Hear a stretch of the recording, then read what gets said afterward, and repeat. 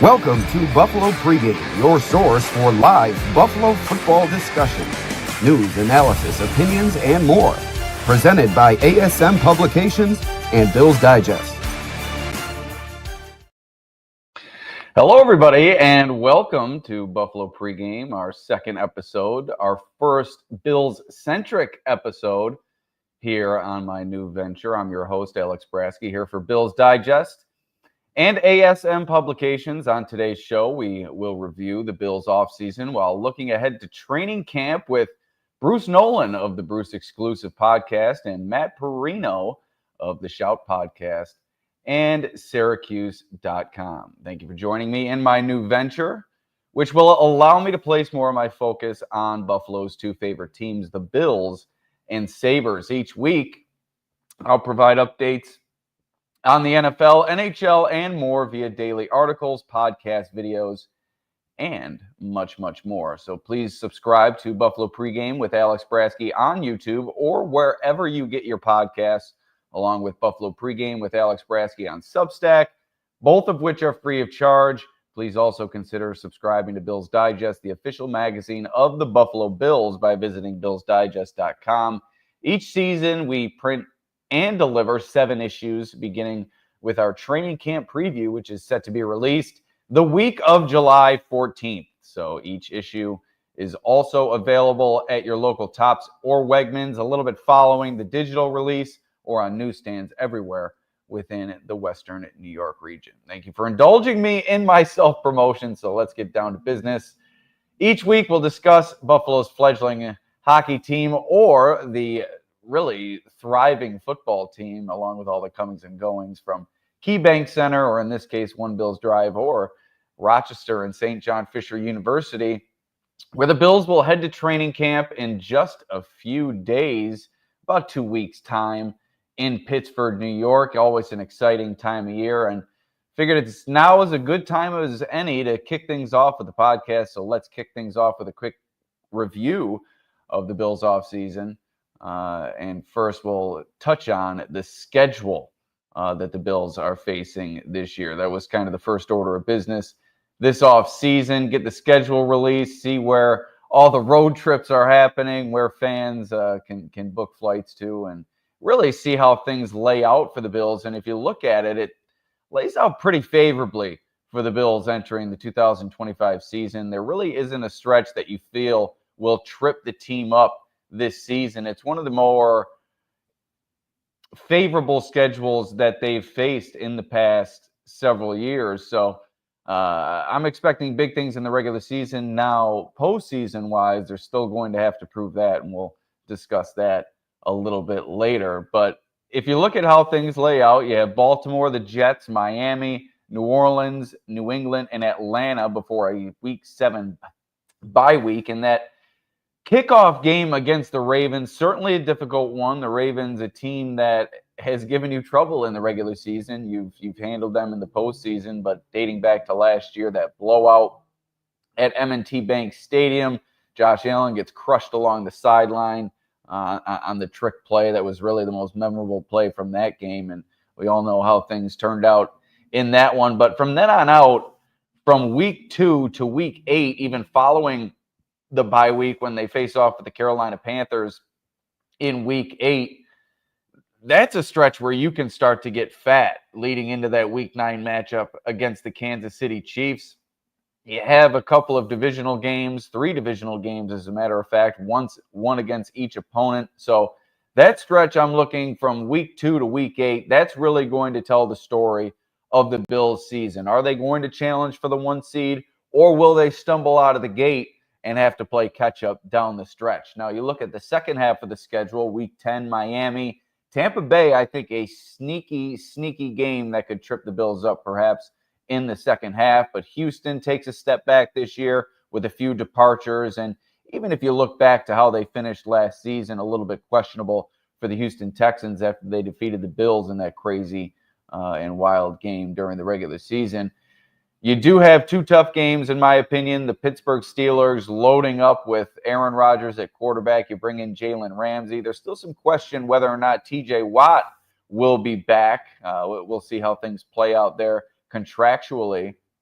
but it does appear as if Pittsburgh's going to be much improved and perhaps challenge for a Super Bowl. So Pittsburgh, a tough game. Cincinnati, although they didn't finish last year very well in terms of the standings, you look at that offense and what Joe Burrow can produce as a potential MVP candidate, and that wide receiving core, namely Jamar Chase, who got a big contract this offseason. So there is the question with Trey Hendrickson on that side, much like with Pittsburgh and TJ Watt, maybe a little bit more concerned with Trey Hendrickson as he held out from the mandatory sessions this offseason. But I think those are two tough games. But then you finish the season, New England, Cleveland, and the Jets, with Philadelphia there before the Jets. So Philadelphia, a tough game in week 17. But if you look at 15, 16, 18, three more relatively easy games to finish the schedule. Now,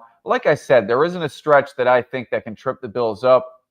At week 2 to 7, 2 to 8 stretch, they can really get fat. Pittsburgh, tougher. Houston lost a bit. The Chiefs are the Chiefs, but you've had success with them during the regular season. No matter where you've played them, you've been able to handle Patrick Mahomes. You've gotten those games at home the past few years. And once again, you do have that game in Orchard Park, a November 2 matchup at 4:25. So that really sits in your favor. Now, New England, that's going to be a team that's better than they've been the past few years. You bring in Mike Vrabel.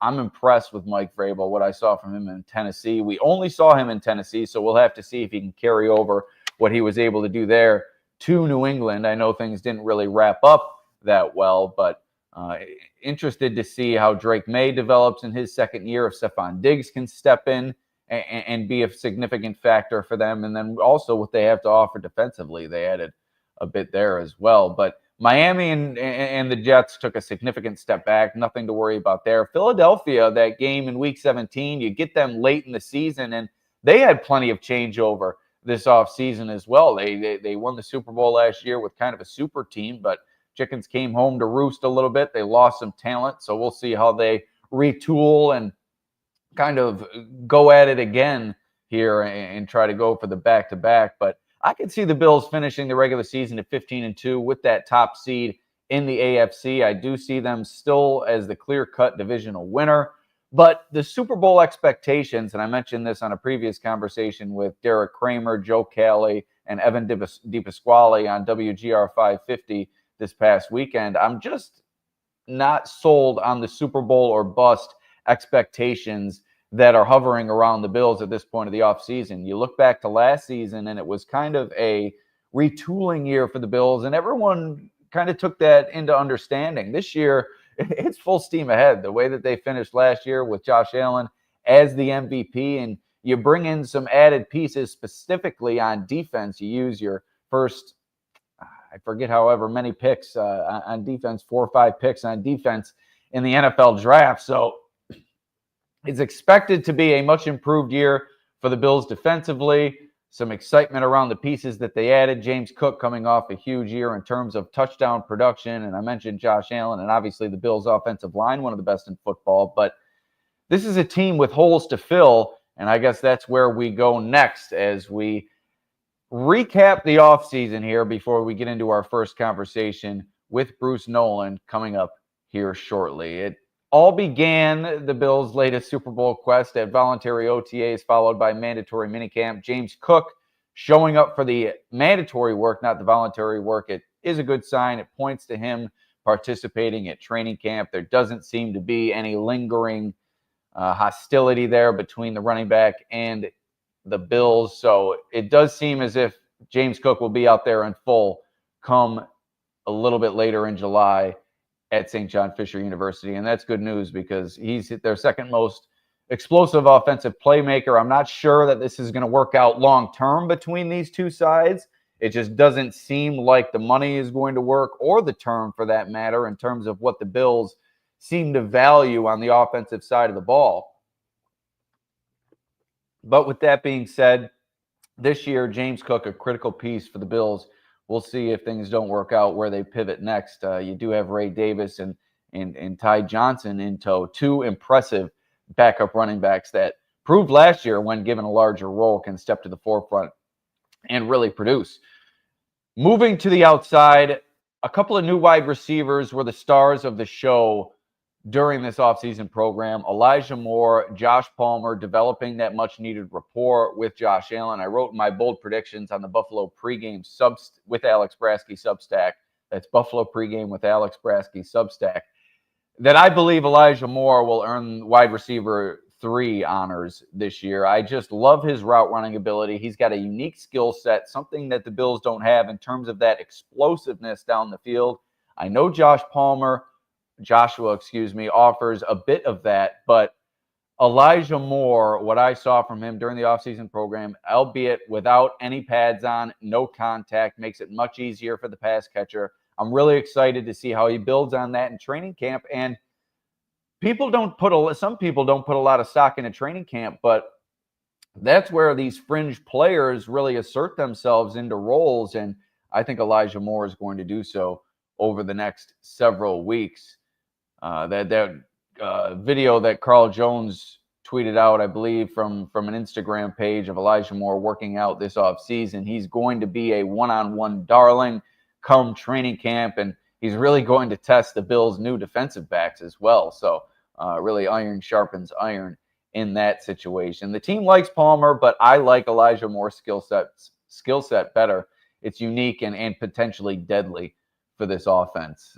Kincaid and Allen. Dalton Kincaid and Josh Allen's connection last year left a bit to be desired. We'll really dive into that a little bit more, I believe, with Bruce and Matt Parrino a little bit later. But there wasn't that ability to connect down the field last year. And we saw during the offseason program, Dalton Kincaid and Josh Allen connecting in the red zone for a number of touchdowns. But I think that next step for that duo is connecting deep down the seam, getting that second level production, and really testing secondaries with the former first round pick in his now 3rd season as a member of this Bills pass catching core. So that's the next step of this duo's evolution. You have to add that downfield element, and we'll see if Kincaid and Allen can start to do that come training camp.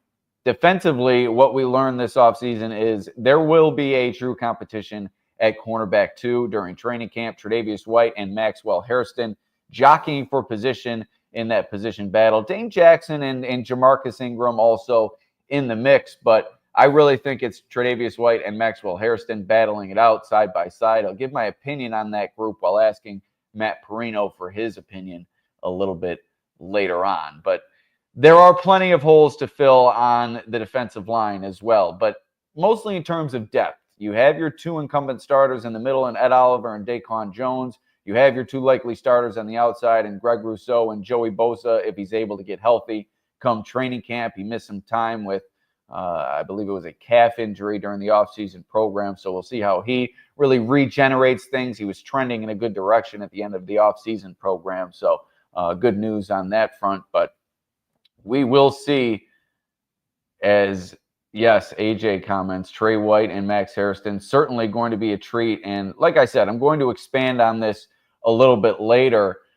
There's a difference in skill set there. As much as I mentioned the difference in skill set with Elijah Moore compared to some of the wide receivers that the Bills have in tow, if you look at Trey White and Maxwell Hairston, you really look at that trusty veteran who's lost a little bit of speed and explosiveness versus that green rookie who's trying to come in here, learn the playbook as best he can, and match his knowledge with his athletic skill set, which really jumped off the page during OTAs and minicamp. So more on Max Hairston later, but up front, it's really going to be interesting how the Bills fill things in terms of depth behind those 4 that I mentioned previously. You look at the veterans that they brought in, Michael Hoyt and Larry Elgin-Joby, unfortunately both suspended until week 6. In the meantime, rookies like TJ Sanders, Deion Walker, Landon Jackson become much more important for this team. And also Dwayne Carter, you can't forget about him, a 3rd-round pick from a season ago. Maybe changing positions, going from more of a 3 technique to a 1 technique per Brandon Beane this offseason. But we'll see what that group has to offer. I think that's going to tell a lot of the story in terms of the improvement that this defense shows from last season to this season. How can those new pieces along the defensive line fit in quickly while Michael Hoyt and Larry Ogunjobi work behind the scenes to come back following their PED suspensions? Behind those two at linebacker, Matt Milano, can he get healthy to start the season and last 17 weeks? Same question with Joey Bosa, but as far as Matt Milano is concerned, it seems doubtful at face value that he can last a full season. Soft tissue injuries, the age playing a factor these past couple of years, it seems. But one of my bold predictions for the Buffalo Pregame with Alex Brasky Substack was that Matt Milano will play 16 regular season games. So that's bold with a capital B. We'll get Matt Parrino's opinion on that a little bit later. He's got some sharp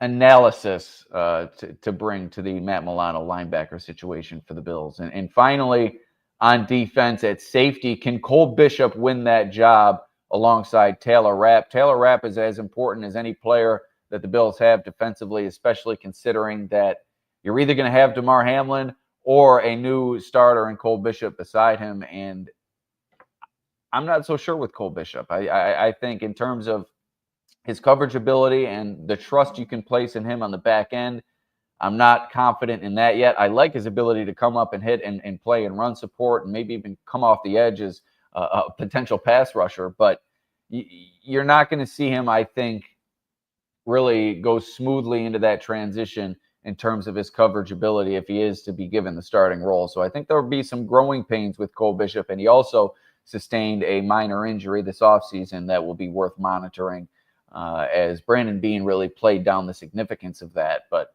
we'll see if he's out there in full come training camp time.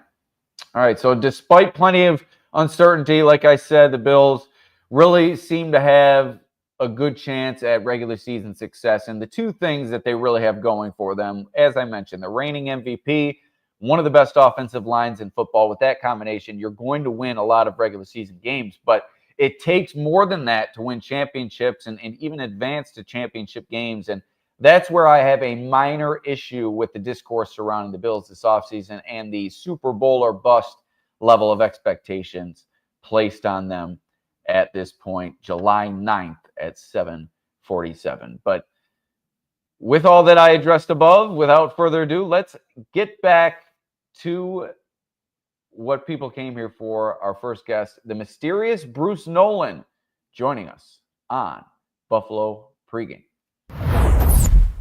All right, and I am joined by Bruce Nolan of the Bruce Exclusive Podcast. Make sure to subscribe to his work wherever you get your podcast. We'll give him a chance at the tail end to plug what he has coming up. I think a really exciting podcast. We'll let him talk more about it later. But Bruce, thank you for joining me. I appreciate it, my friend. Thanks for having me, man.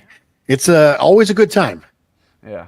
And why don't we get into some Bills talk here with training camp right around the corner. It's as good a time as any, the kind of debut week here on Buffalo Pregame, so I appreciate you joining me. And we'll start with the Bills' additions this offseason. They make the AFC Championship game last season, and a couple of departures on the offensive side of the ball. On the outside, you lose Amari Cooper, who you brought in at the trade deadline. Also, you lose Mac Hollins as well. You bring in Joshua Palmer, Elijah Moore, and others to help kind of fill the void. Looking at a post from Trainwreck Sports' Mike Bunt pointing out that ESPN has the Bills' skill position group, or their offensive weapons, ranked 28th in the league, which is 4 spots worse than they were ranked last year. Based on the additions that they've made, we all know the James Cook, the Dalton Kincaid, the Keon Coleman, and all the other players that they bring back. But with the additions that the Bills made, are they better or are they worse than they were a season ago in terms of their offensive skill group? I think it's a matter of whether or not you count potential development as part of this. I think it's really easy to make the assumption that Dalton Kincaid will take a step forward because, he's not injured. It's very easy to make an assumption that Keon Coleman will take a step forward because he's not a rookie, right? And I think we do that. We project out what we think is going to be a linear development for people that has been proven over and over again to not be a linear development for people. But we only do that for our team. No other teams at all can get better or have any of their players get better or improve. That's not a thing, just us. And so I think that if you're just assuming a stasis and you're going out versus in, I think that Palmer and Elijah Moore is better than Mac Hollins and what was Amari Cooper. Now, a prime Amari Cooper, the answer is no. Right. But last year's Amari Cooper, I think the answer is yes. So if you just go on paper out versus on paper in, you don't assume a step forward from Dalton Kincaid. You don't assume a step forward from Keon Coleman. You don't assume a step forward from Ray Davis, for example, who's also going to be a second-year player. If you don't do that, I say, yes, they're a smidge better than they were last year. Now, the ESPN ranking says they're worse relative to their peers. So not that the Bills office didn't get better, but that the other people got more better, which is a real thing that it's grammatically correct. Don't even ask. And so they got more better. And so an appropriate distinction to make. Yes, very, very appropriate distinction to make. I think it's important. That doesn't mean they got worse. It means they think the other people who were behind them got better at a more rapid rate. Yeah. And you really where you look to next is what they do bring back. And how worried are you with James Cook entering this contract dispute that's kind of gone on throughout this offseason? He kind of cleared the air during the mandatory mini camp and seems set to participate in training camp, but still some door left open where we might see some pushing and shoving between the team and its number one running back here over the next few weeks. So I guess an all-inclusive question, how worried are you with James Cook? Are you comfortable with kind of his progression as a player? Doesn't play more than 50% of the snaps, but what he gives you is over 1,000 yards each season, breaking or tying franchise records in terms of touchdowns, which I think he led the league in terms of rushing touchdowns this past year. And then on top of that, as you mentioned earlier, are you confident in the Keon Coleman, Dalton Kincaid steps in years 2 and 3? I'm comfortable with James Cook's situation, and the reason I'm comfortable with it is because, number one, I think we talk a lot about the perception of James Cook taking a step forward last year. I don't necessarily know if he actually did take a step forward last year. He just scored a lot more touchdowns. Right. But if you look at the overall volume was actually less last year than it was the year before. Touchdowns per touch just went way up. Okay. So I think that some of that is the kind of the fantasy implications starting to bleed into our perception of real life. James Cook's still a really good player. Okay. Don't make this mistake of assuming I don't think he's a really good player. I do think he's a really good player, but you just mentioned it. He doesn't play 50% of the snaps. We give James Cook a lot of credit, and we don't give the Bills a lot of credit for maximizing James Cook.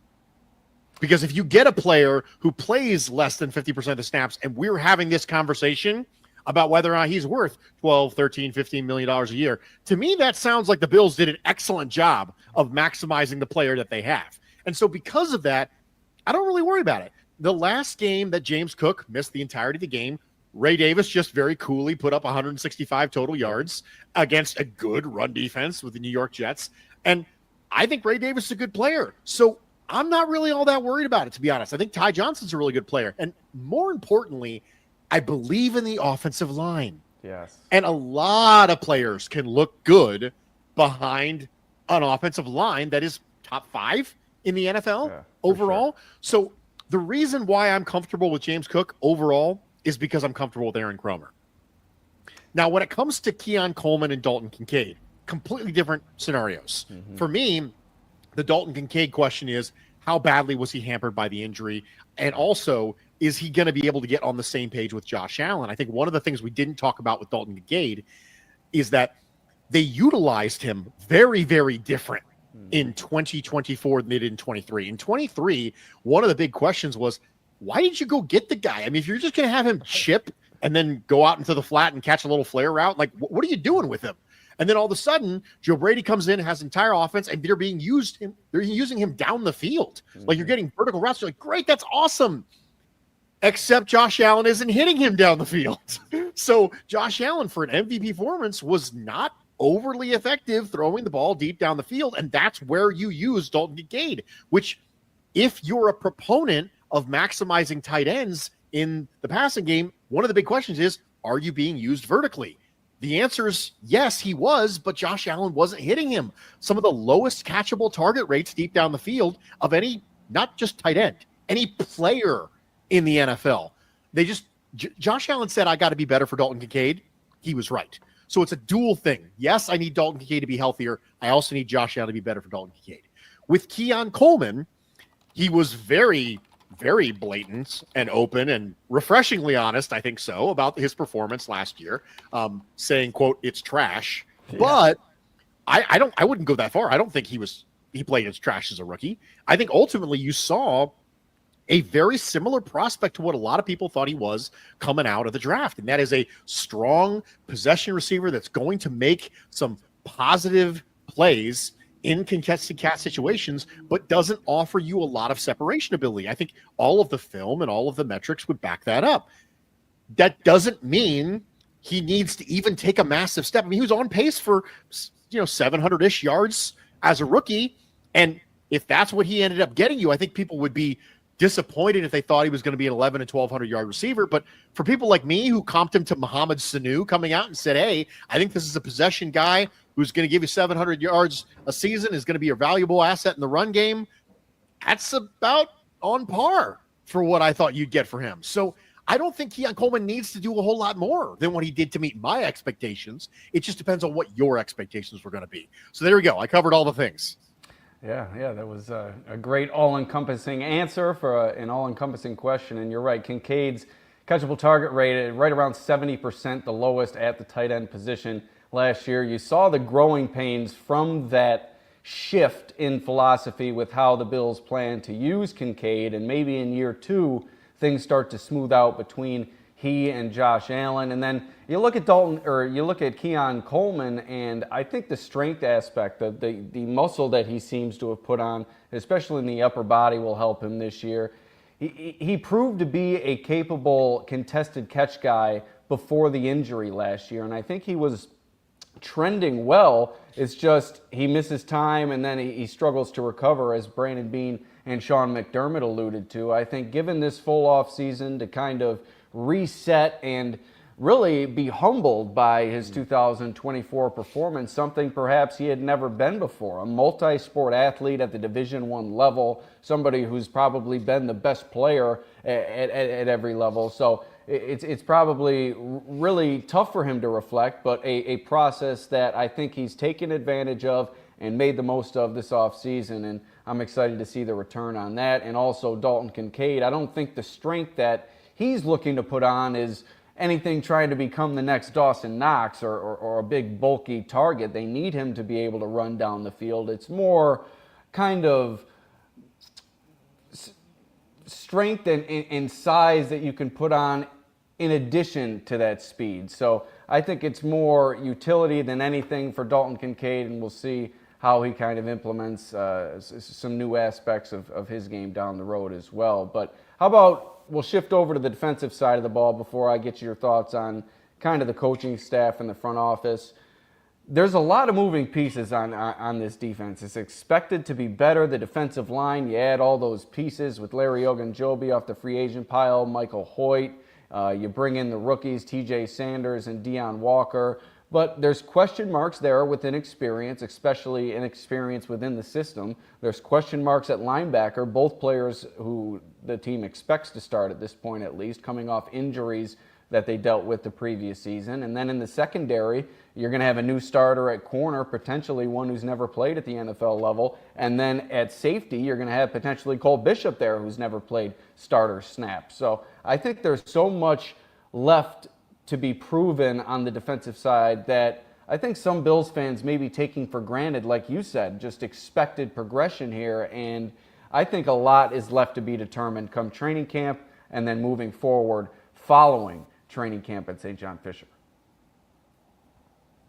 Yeah, for me, it's just another iteration of the Buffalo Bills defense. It feels like they've been tweaking and turning and changing, and they still haven't found that magic formula that's going to get them where they want to go and ultimately get production in the playoffs. So even if they come out and are successful in the regular season, we're all just going to be going, okay, cool. We've seen this before. Let's show you, let's show me do something meaningful in the playoffs, right? Have not even just a great game. How about just a good one in the playoffs and not allow a gajillion points every time you play a decent offense in the playoffs? And so I think that we get tired of investment in the same positions year in and year out, but they haven't gotten results. So what did you expect? I understand that, oh, here comes more defensive line. We're sick of defensive line. Well, I'm sick of defensive line too, and I'll bet you they're sick of investing in the defensive line. But until they get it right, they're just going to keep going back to the well. And can you blame them? Otherwise, it's just sunk cost fallacy. So I get it. I understand. And we're all just going to be waiting around. And until we see it in the playoffs, it'll just be, okay, we'll just see what it looks like. And I was listening to Bill's Squad the other day. They do a great job. Jeremy White from WGR, Joe Marino from Locked On Bills, and then Jerry Ostrowski from the Overreaction Pod. And they were kind of talking about big picture and what this season means to Sean McDermott and Brandon Beane. And I felt it a worthwhile discussion. Not that I think either man is on the hot seat, and that's what I think all three of them mentioned during their discussion. But in terms of the fans' mind and maybe a potential hot seat placed under their rear ends following this season, what do you think needs to be accomplished by the Bills? Because entering last season, it was not a rebuilding year, but a retooling year, and I think everybody kind of understood that. But you get the MVP at quarterback, you advance to the AFC Championship game, and along with the team, expectations have also been reset, and I think they're really starting to swirl the way they were the year before last, where fans and media are expecting this team to come out of the AFC. And I mentioned it the other day on WGR how I'm having trouble with the Super Bowl or bust expectations for this team due to the changeover that they have on defense, due to their unproven weapons on offense. So I guess what I'm asking for you is, what needs to be accomplished this season for maybe fans and media to be satisfied with McDermott and Beane's progress and just the team's progress as they continue to hunt down the Super Bowl? Is it Super Bowl or bust? Do they need to reach? How do you view that conversation? I think there's two parts to that answer. The first one is how I view it, and the second part is how I think they view it. So I'm not a Super Bowl or bust guy. I am a be as good as you can for as long as you can and hope you get lucky guy. Yeah. So for me, I want to have a Super Bowl contending team as many years as humanly possible. That's what I want. Because whether you break through or not, the best possible chance you have of winning a Super Bowl is to be a Super Bowl contender for as many years as possible. Right. That's what I want. So for me, what I expect for the Bills is to be a Super Bowl contender, right? To be a really, really good team. And then we'll see what happens when we get there. If you are a believer that there is some inherent flaw in either Brandon Beane or Sean McDermott, or potentially both, that is stopping this team from getting there, if you think that they're not Super Bowl caliber GM and head coach, which I would disagree with, because I don't think the bar is that high for Super Bowl caliber. I think you've seen some coaches that are inferior to Sean McDermott go to the Super Bowl. I think you've seen some GMs that are inferior to Brandon Beane go to the Super Bowl. I don't think you need to be a top 5 head coach to be a Super Bowl head coach. I don't think you have to be a top 5 GM to be a Super Bowl GM. And so for me, it's not that I think that they're the elite of the elite. I don't think you need to be the elite of the elite to get there. And so if you are a believer, if you're an anti-Sean McDermott guy, I think the only way you clear that, the only way you even get to the spot where you're willing to go, okay, maybe, is if they at least make the Super Bowl. Mm-hmm. To me, that's it. Now, ideally, they win the Super Bowl and then that clears it. But I think that if you're a guy who says Sean McDermott is the reason they can't get over the hump, get past the Chiefs, and they get past the Chiefs and they make the Super Bowl, even if they lost, you'd be forced to go, well, I mean, they made the Super Bowl, because a lot of the other coaches that you would pass on Sean McDermott for have made the Super Bowl in their mind. And so that kind of messes with their logic a little bit, right? So I think in that case, that would be the minimum that'd be necessary to clear it if you're in that camp. Now, I'm not in that camp, but if you were, that's what I think would be necessary. Yeah, I think I'm right there with you. And I'm expecting a run in the AFC. I think that their regular season schedule is as easy as it's been in the past several years, but still worried about how they stack up to the Baltimore Ravens, the Kansas City Chiefs, and the like. So excited to see how things play out beginning in a few weeks at St. John Fisher University. But Bruce, why don't you tell the people about what you have coming up on the podcast before you get on out of here? Well, last week we did a great show that I got some positive feedback on, and we talked a little bit about culture, which is a big topic around the Buffalo Bills, and we attempted to define it in terms of method and majority of motivation. And so that was a cool thing that I had an opportunity to do. Mrs. Nolan is going to be on the pod this week when we're doing an AMAA, an Ask Me Almost Anything, and we'll see how that goes. And as we've gotten creeping our way closer to training camp, we're going to do our annual position review and our position rooms. We go and we do on paper that thing that you and I just did and said, just, hey, out versus in. That's it. Yeah. Every single position room. Are we moderately better, moderately worse, slightly worse? Like, how does that all kind of, and then we'll do the roster roll up as a whole. And it's going to be a good time. You can follow me on Twitter, social media at Bruce Exclusive. My show, The Bruce Exclusive. You just type in The Bruce Exclusive anywhere you get your podcasts, and you can listen to more of my inane ramblings. Yeah, I'm excited to do so, especially with Mrs. N coming up on this week's show. So excited for that, Bruce. Thank you for joining me. I appreciate the time as always, and we'll catch up with you soon. Sounds good, man. Thank you.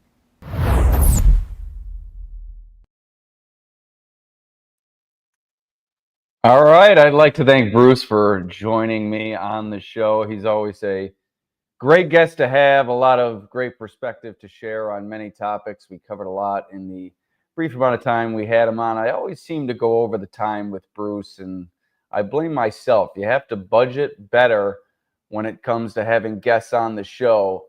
And with Bruce, one time I asked him on for 15 minutes. I think we went about 45. This time we went about 18, so at least we're trending back in the right direction. We're learning from our mistakes in that sense, at least.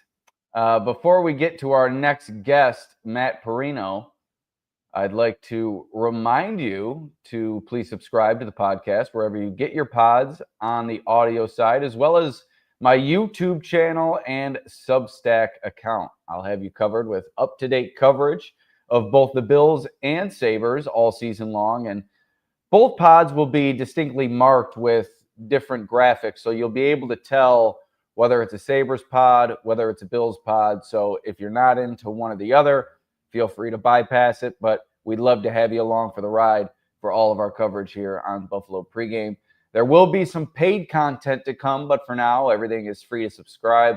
All the content I'm producing on YouTube, Substack, and everywhere else. Also, Bills Digest will be releasing its training camp preview edition digitally next week, followed by home delivery of physical copies of the official publication of the Buffalo Bills. You can also find it in stores such as Wegmans and Tops and on other newsstands shortly after it's released digitally.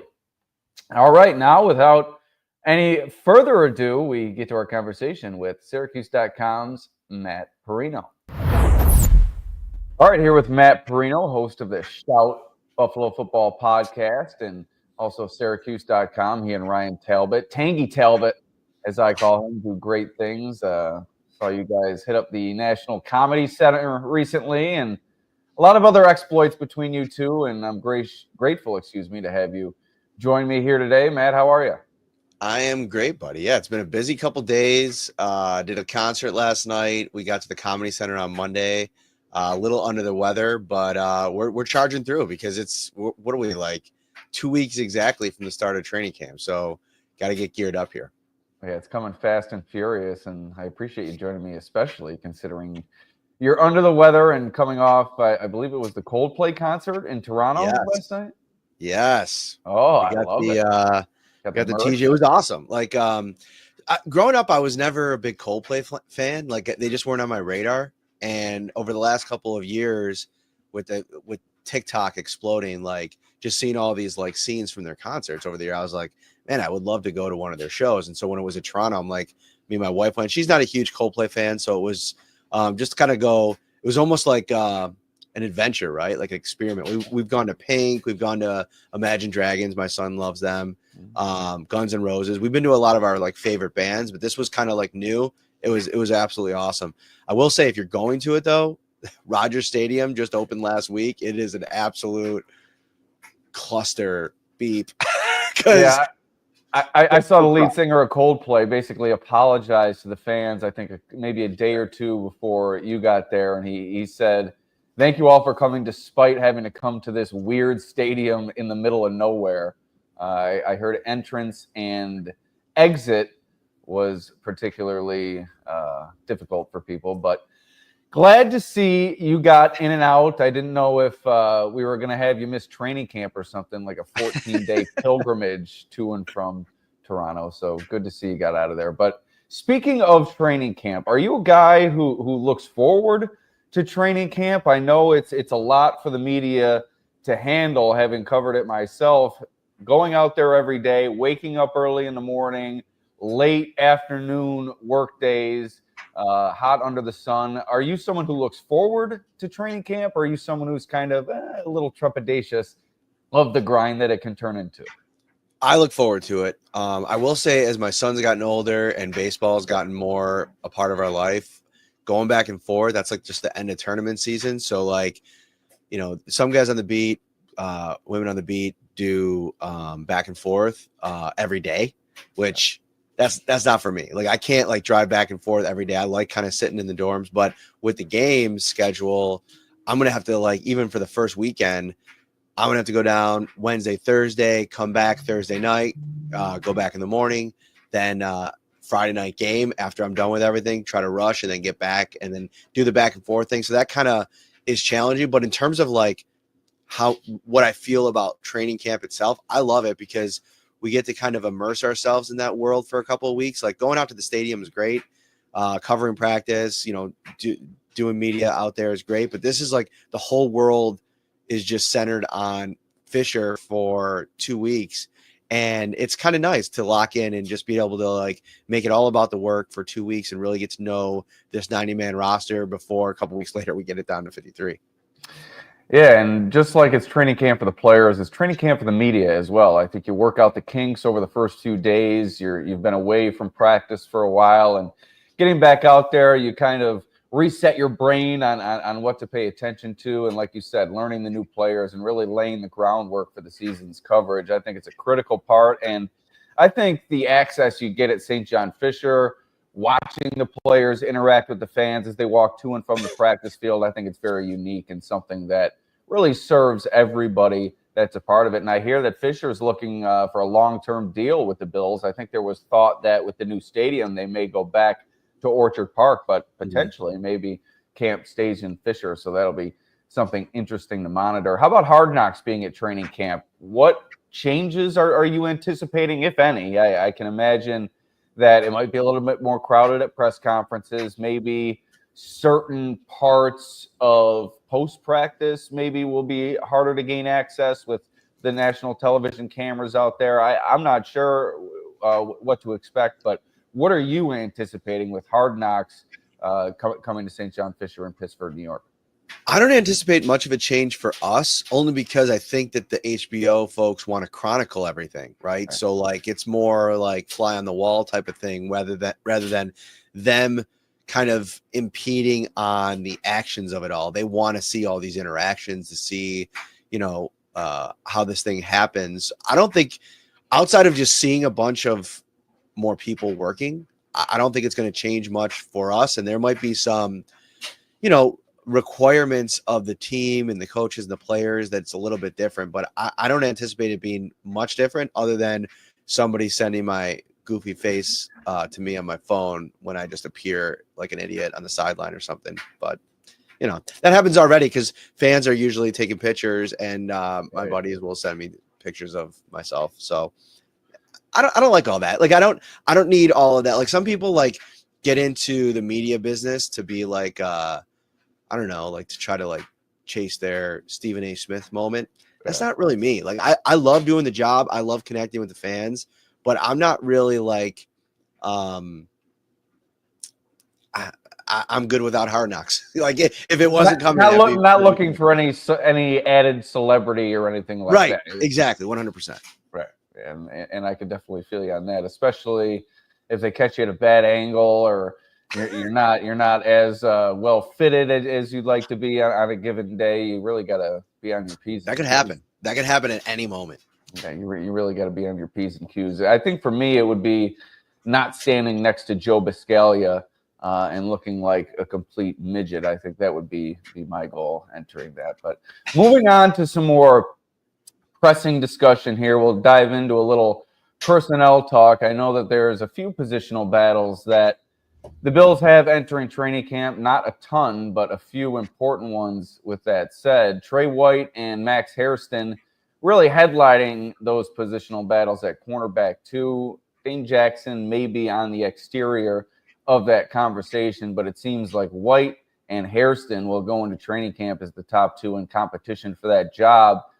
I think as it stands right now, I've maintained this pretty much ever since the Bills signed Trey White. I think he's going to be the starter week 1. I think they brought him in for a reason, and barring Hairston showing them and really forcing their hand during training camp, and I don't think he's quite there yet with what we saw during OTAs and minicamp, albeit no contact during those sessions. I think as it stands right now, Trey White may be the leader in the clubhouse, and you also have to take into account Hairston's hamstring tweak at the end of the offseason program and now the off-field issues that he's dealing with. How do you see the cornerback situation right now and maybe developing over the next several weeks? I think from a big picture perspective, the Bills want Maxwell Hairston to win this job. I think having Trey White as your top backup coming off of 2 years now since that major injury, to me, the Achilles too, like which it's one thing to come back from an ACL and he worked his way back from that, but then to add an Achilles on top of it, I don't know how much Trey can be relied upon for the grind of a 17-game schedule where he's playing 100% of the snaps. So that's my worry with him winning the job. You know, one of the guys that I don't think we're talking enough about, and I mentioned this towards the end of minicamp, is Jamarcus Ingram. Sure, they brought in Dane Jackson and they brought in Tre'Davious White. That makes a lot of sense. But they've always defaulted over the last 2 years to Ingram whenever they needed somebody when the other options aren't really working. So he's, to me, in that same bucket with those two guys. I know Trey White's got a lot of reps in this defense. They trust him. It's a great story. I'm rooting for it, to your point, to see him to be able to play meaningful football and to have him find success again on the field. I think would be such a cool story, knowing his history here with McDermott, Babish, all of that. But to me, what lessons have you learned from the most recent draft pick of a cornerback in the first round with Kyer Elam, how that didn't play out? Now, a lot of that's on Kyer, right? Like you got to place a lot of the blame there. But can the Bills look in the mirror a little bit and say, hey, maybe we didn't handle this the best. Maybe there were opportunities to give him that we didn't give him. And listen, I know everything's earned. I'm not even like poking any holes in that agenda or that operating procedure. But what I do think is you spend a valuable draft pick on Maxwell Hairston. And I think the more reps that he gets on the field in games, the quicker it'll get to where he's comfortable. Now, if you think Dane Jackson and Tre'Davious White is good enough for the playoffs, fine. I don't. So I think Maxwell Hairston, you went out and you made that draft pick for a reason. Get him on the field. Get him as ready as possible for when the bullets are flying in January to be ready to be that CB2. Because I don't know. I think if you told me it's going into the playoffs, you got Trey White on one side and you got Christian Benford on the other side. Maxwell Hairston hasn't played a full season. And now, like last year, something happens to Benford and now you got to throw Hairston out into that. I'm not really game for that. So I think the Bills have to grow in that department, try to find a happy medium between, what's given is earned versus, getting a guy ready to play in big moments. Yeah, point well taken. And I don't think, like to your point, I don't think the Bills in an ideal scenario would want Trey White to round out the season as the starter. But I think with Hairston's skill set and being new to the NFL, I think it may benefit them to have a veteran out there at the start of the season, maybe mix and match a little bit. I think we saw that at the beginning of Kyrie Elam and Christian Benford's career.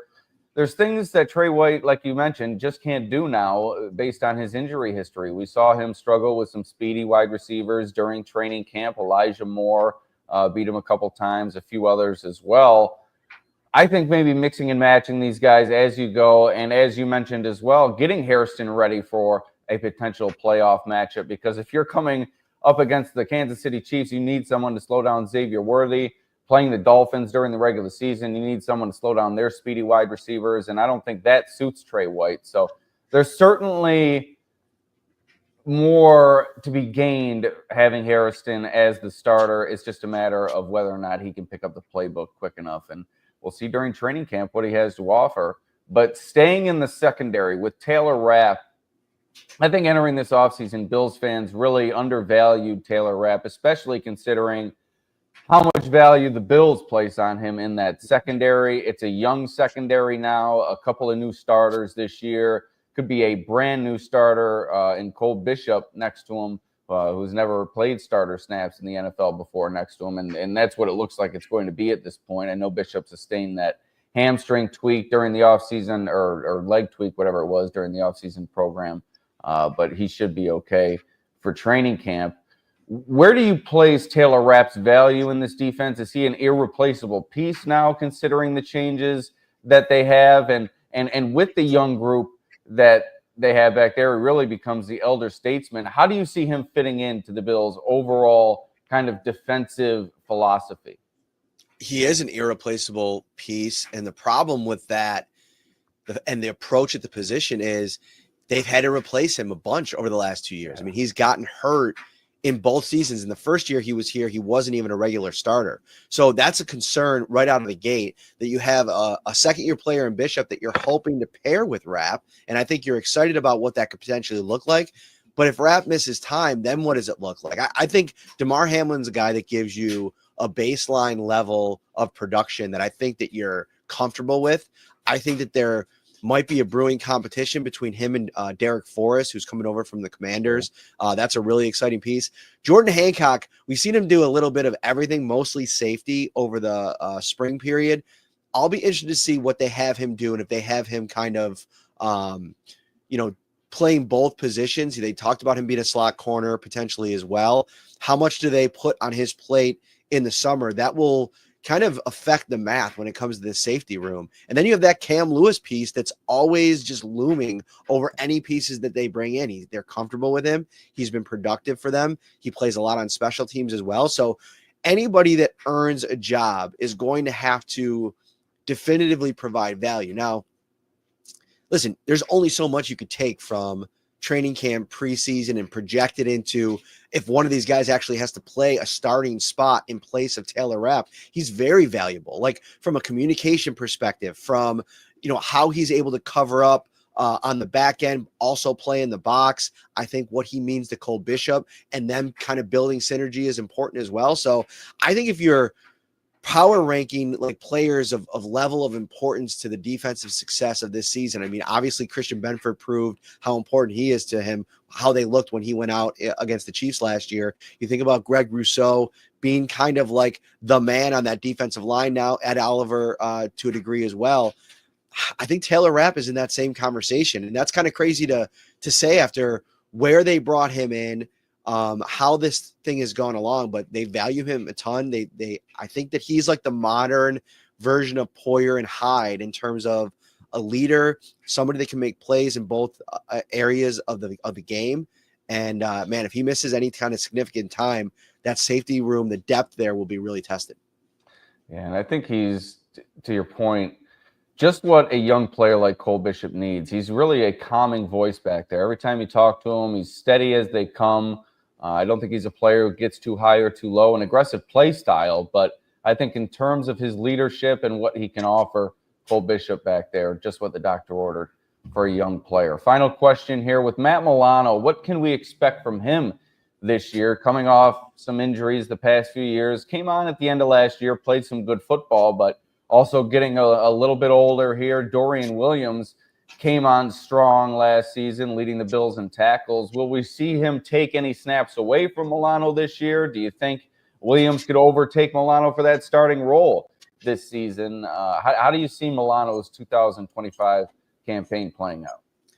I don't know if there's anybody higher on Dorian Williams than I am, like in the local media space. Like I think that it's a little bit of a conundrum because you have like Matt Milano, to your point, who did have some really good plays last year, and I thought had stretches where he kind of looked like a version of the old Matt Milano. The problem is, like, Dorian Williams is in that same boat where he's super tough. He plays through injury.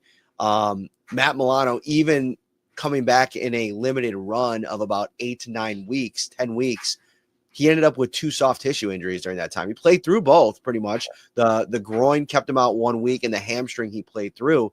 But again, the wear and tear of a season, if he's playing 60, 70 snaps a week, how long can that body hold up? I'm a little bit concerned about that. So maybe the Bills do the math there and they think about this from a Joey Bosa type perspective and say, maybe we don't need to play Matt Milano 100% of the snaps all the time. Maybe we figure out the best way to deploy both him and Williams in some type of timeshare, because it keeps Williams in the mix. It gets him those reps that you're looking to get him as he continues to kind of build his own synergy with Terrell Bernard. That's another thing. Like, if you go through the whole season and Matt Milano plays, 10, 12 games, gets hurt, now you're playing catch up with Williams and Bernard, trying to get that energy and timing on the same page. So I think it's tough. I think there's some challenges at all 3 levels. I mean, Bosa,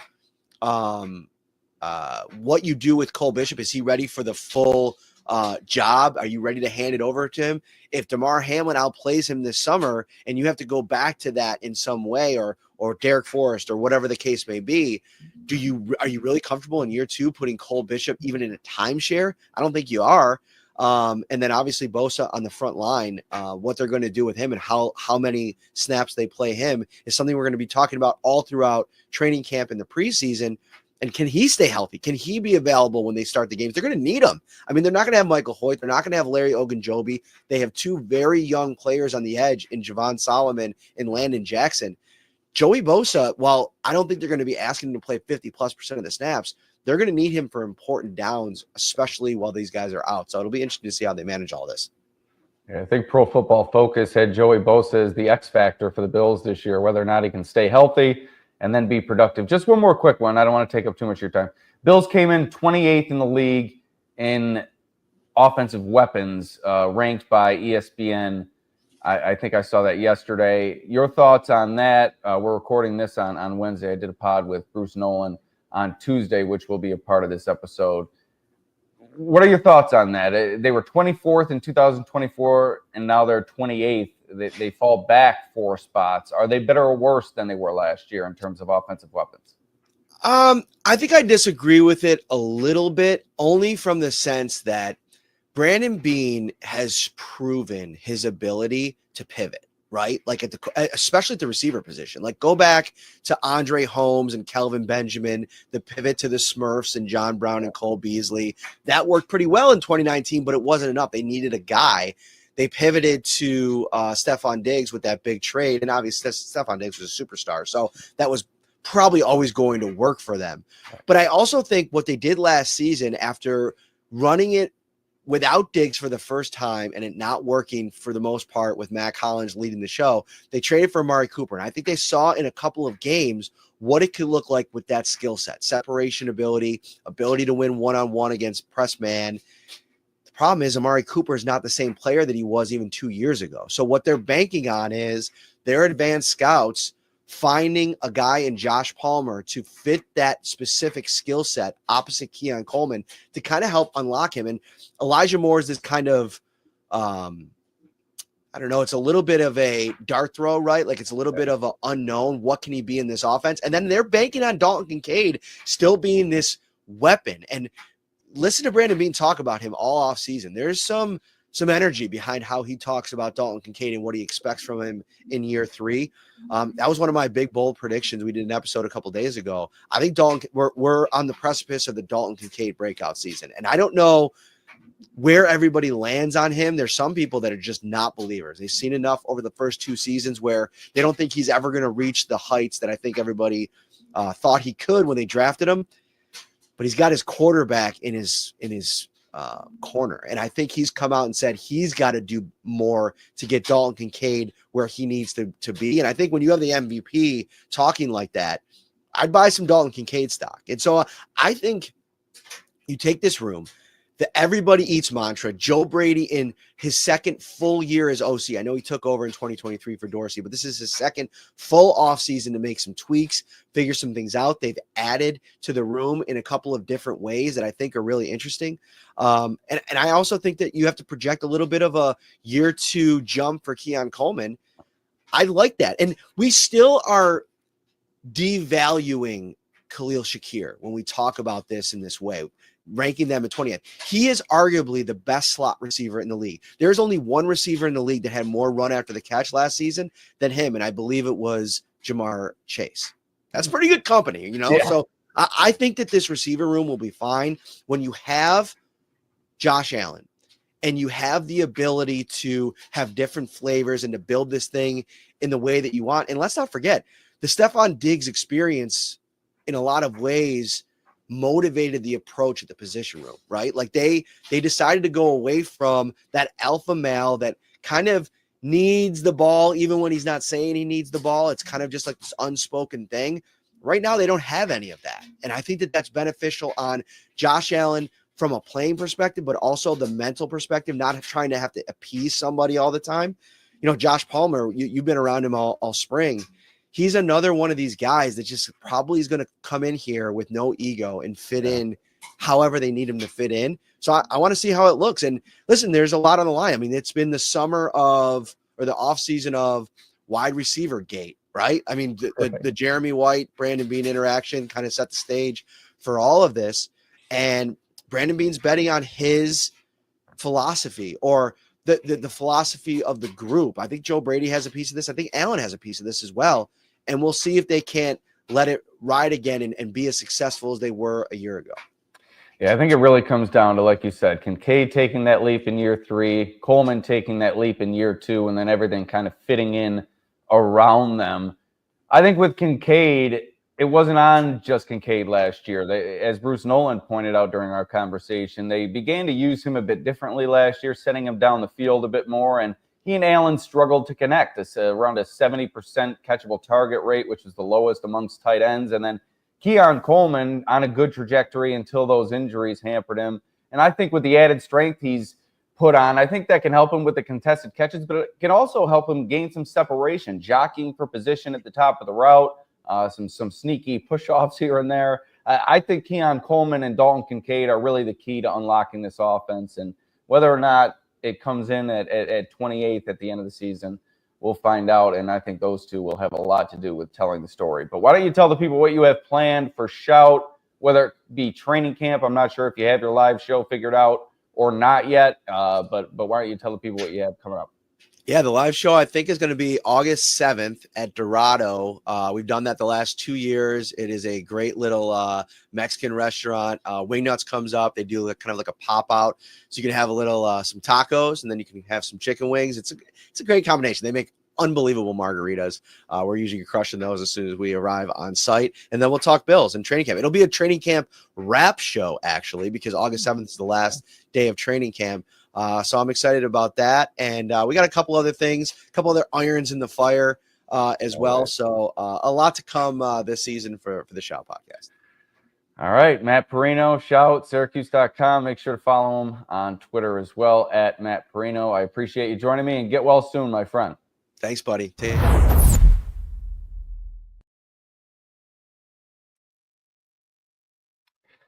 All right, thanks to Matt Parrino and Bruce Nolan for joining me on the first Bills-centric podcast here on Buffalo Pregame. And be sure to continue to follow along as we'll be bringing you the daily content that you need to follow both teams, both here on the audio and video side and also on Substack via the written word. Also subscribe to Bills Digest as well. And I just want to leave the people with this.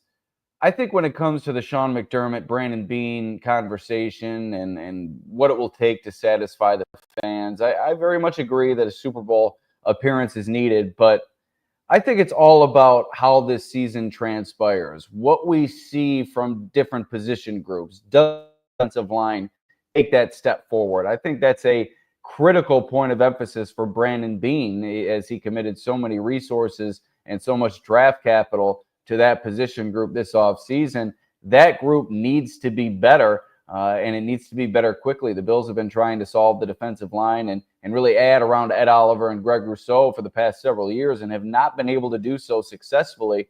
We'll see if they're able to do so entering this year. And I think for Sean McDermott, obviously a defensive coach, so we'll look to that side of the ball. The secondary with two potential new starters, both at the cornerback position and at the safety position, it's going to be on Sean McDermott to give those guys a crash course and get them ready to go come week one. Because like I said, with that schedule laid out the way it is, you have to get fat early if you're the Bills. And if there's any growing pains with your new secondary, there could be some stumbling blocks that you have to work through. But time will tell how it all works out, and time is running out of this show and the offseason as training camp is upon us. So I want to thank you for joining us here on Buffalo Pregame. I want to thank Bruce Nolan and Matt Parrino for joining me as well. And we will see you next time. But I also forgot, I want to get to one comment. Very much appreciate Walt of Sabermetrics, or perhaps Bill. I'm not sure who's making this comment, but thankful for them joining me on a previous podcast. Be sure to check that out on YouTube, wherever you get your podcasts, Talking Sabres as well. So thanks to the Sabermetrics podcast for their kind words. And now we will see you next time.